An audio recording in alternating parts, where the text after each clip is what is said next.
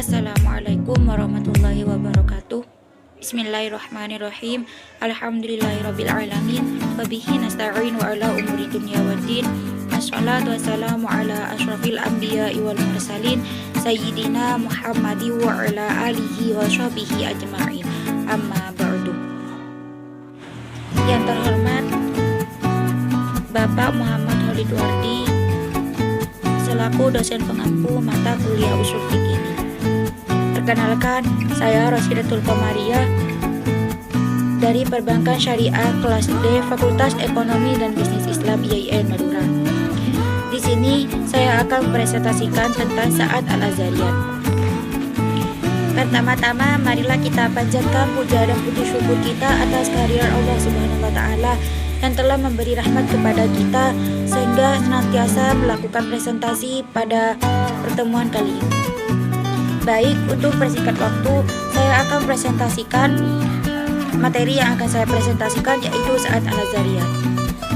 Sa'ad Al-Azhariyat adalah menutup atau menyumbat sarana untuk menuju kepada kebaikan. Larangan yang dimaksud yaitu untuk menghindari perbuatan yang lain yang dilarang, dengan kata lain yang mencegah perbuatan yang dilarang yang menuju kepada kerusakan. Sa'ad Al-Azhariyat dikatakan sebagai segala sesuatu yang mubah tetapi membawa kepada perbuatan haram, maka hukumnya pun menjadi haram. Contohnya, bila kita makan, lalu kita makan terlalu berlebihan sehingga merasakan kekenyangan, maka hukumnya makan tersebut bukan lagi boleh ataupun mubah, melainkan haram, karena sesuatu yang kita makan itu sudah melebihi batas yang menunjukkan kita bahwa kita al-benar. Tujuan penetapan hukum Sa'ad Al-Azhariyat untuk mempermudah suatu tercapainya kebaikan atau terhindarnya diri dari perbuatan kerusakan.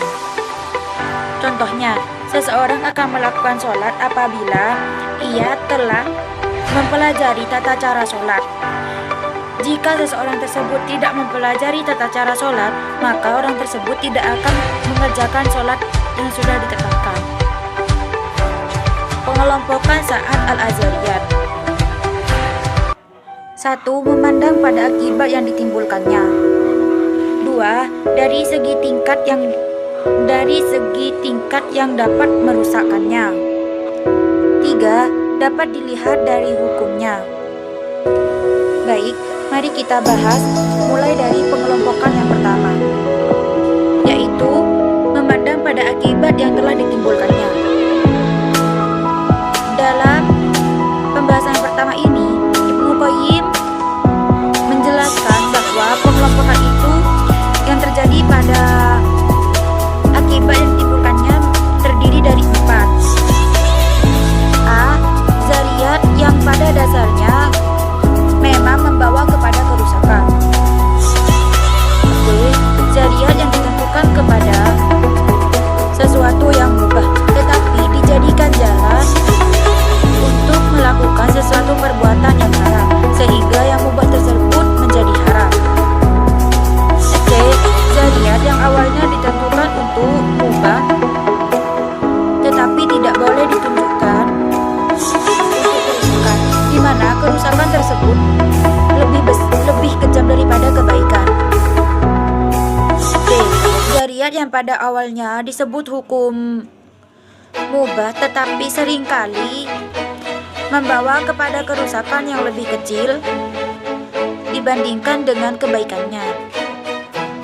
Kita masuk kepada pembahasan kedua, yaitu yang ditimbulkan dari segi kerusakannya. Di sini Abu Ishaq membagi menjadi 4 jenis. A. Zariyat yang akan menimbulkan kerusakan. B. Zariyat yang jarang sekali membawa kerusakan atau perbuatan terlarang. C. Zariyat yang membawa kepada perbuatan terlarang. D. Zariyat yang seringkali tidak membawa kepada kerusakan atau perbuatan terlarang. Baik, masuk kepada pembahasan ketiga, yaitu dilihat dari segi hukumnya. Al-Qurtubi membagi menjadi 3 bagian, yaitu A. Sesuatu yang memang disepakati untuk dilarang. B. Sesuatu yang masih diperselisihkan untuk dilarang ataupun tidak dilarang, yaitu sesuatu yang memang masih diragukan. C. Sesuatu yang memang disepakati untuk dilarang. Baik, masuk kepada pandangan ulama tentang Sa'ad Al-Nazariyah.